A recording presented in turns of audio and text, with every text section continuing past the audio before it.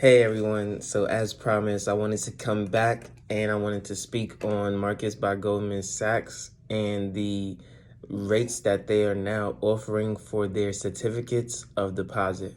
So again, I wanted to state that when I got my certificate of deposit, I got it in April of 2019. And at that time, it was a 3.15% APR on a 6-year basically a 6-year term. And so at the time, that was really good. It was a really good certificate of deposit. And currently, they have a 3.00% APY on their high interest savings account, which is just 0.15% away from matching my certificate of deposit, which is insane.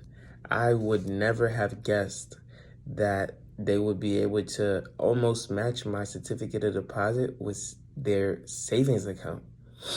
And so because of that, I knew that they had to then charge more to keep people's money long term in a CD, again, certificate of deposit.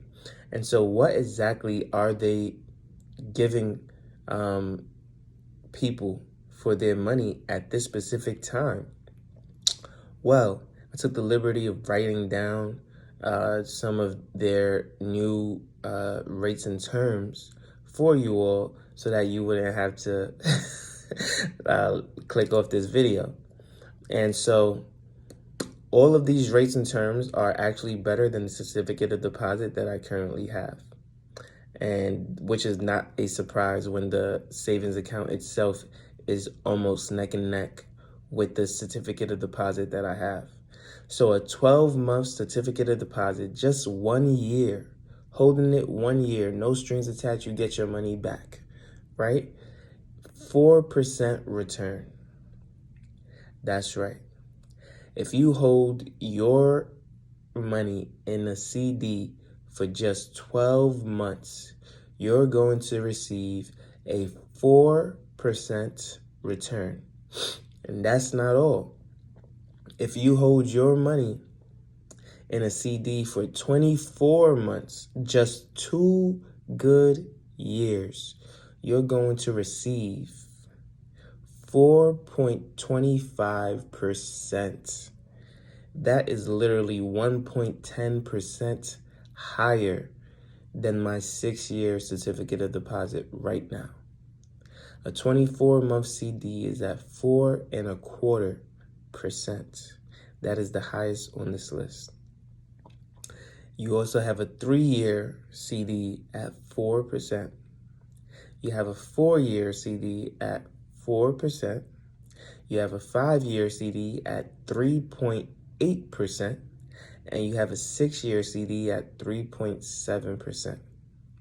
Now, here is some of the reasons why I believe the 6-year CD is the cheapest out of all of them. Because interest rates are so high right now, because the Fed is raising rates drastically in order to cut down on inflation, we do not believe that inflation will remain high for a sustained period of time in which 6 years you would still be getting well over a 4% inflation rate. We just don't believe that. We expect debt to be a little bit cheaper in about 3 to 4 years. And so to give you a interest rate of 3.7 with 6 years, they may just be, matching what inflation may be at that time.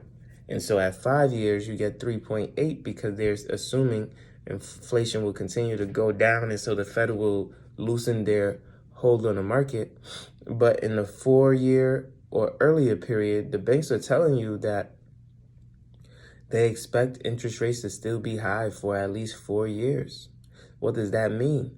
That means that they can pay a little bit more in the short term, 4% for 12 months, 4.25% for 2 years, right? And then it starts to trickle down a little bit, 4% in 3 years, 4% in 4 years. But in that 5 years, when you see that decrease, what is that telling you? They expect that the market will be completely normal in 5 years to where they can now give you 3.8, and even more normal to where they can give you 3.7 in 6 years time frame. And so with that being said, you can kind of look at what the banks are doing and say, okay, you expect that inflation will be a lot lower. You expect that the Fed will loosen their strings a little bit. You will expect that the rate that you're given is probably going to be high and in demand for the market at that given time. And with that being said, you know, the banks have information that we may not have. And so it's good to understand these things. It's good to follow these things.